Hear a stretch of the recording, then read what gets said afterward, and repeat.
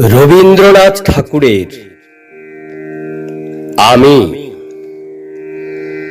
আমারই চেতনার রঙে পান্না হলো সবুজ, চুনে উঠল রাঙা হয়ে। আমি চোখ মিললুম আকাশে, জ্বলে উঠল আলো পূবে পশ্চিমে। গোলাপের দিকে চেয়ে বললুম, সুন্দর সুন্দর হলো সে।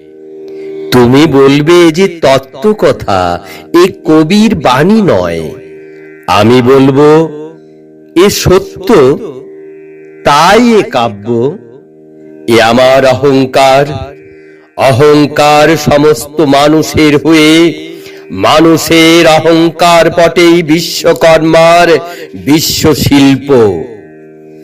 তত্ত্বজ্ঞানী জপ করছেন নিঃশ্বাসে প্রশ্বাসে, না না না, না পান্না, না চুনি, না আলো, না গোলাপ, না আমি, না তুমি।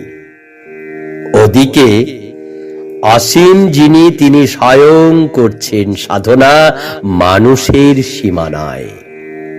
তা কি বলে আমি?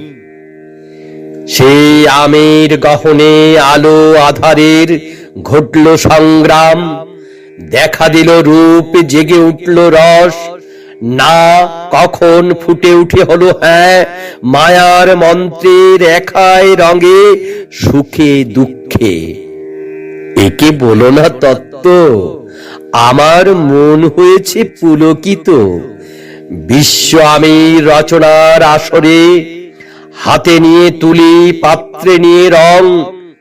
পণ্ডিত বলছেন বুড়ো চন্দ্রটা নিষ্ঠুর, চতুর হাসি তার।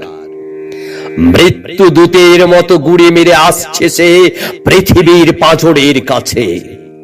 একদিন দেবে চরম টান তার সাগর পর্বতে।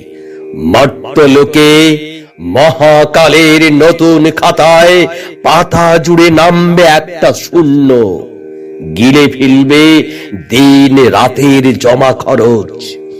মানুষের কীর্তি হারাবে অমরতার ভান, তার ইতিহাসে লেপে দেবে অনন্ত রাত্রির কালি। মানুষের যাবার দিনের চোখ বিশ্ব থেকে নিকিয়ে নেবে রং।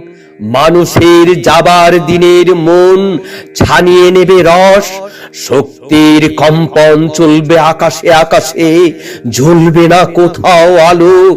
বিনাহীন সভায় যন্ত্রীর আঙুল নাচবে, বাজবে না সুর।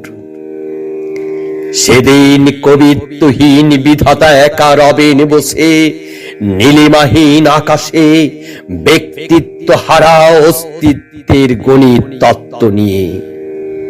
তখন বিরাট বিশ্বভুবনে দূরে দূরান্তে অনন্ত অসংখ্য লোকে লোকান্তরে এ বাণী ধ্বনিত হবে না কোনোখানে, তুমি সুন্দর, আমি ভালোবাসি।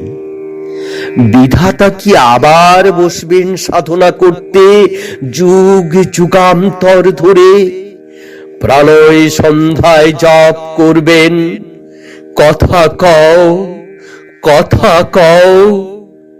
বলবেন, বলো তুমি সুন্দর।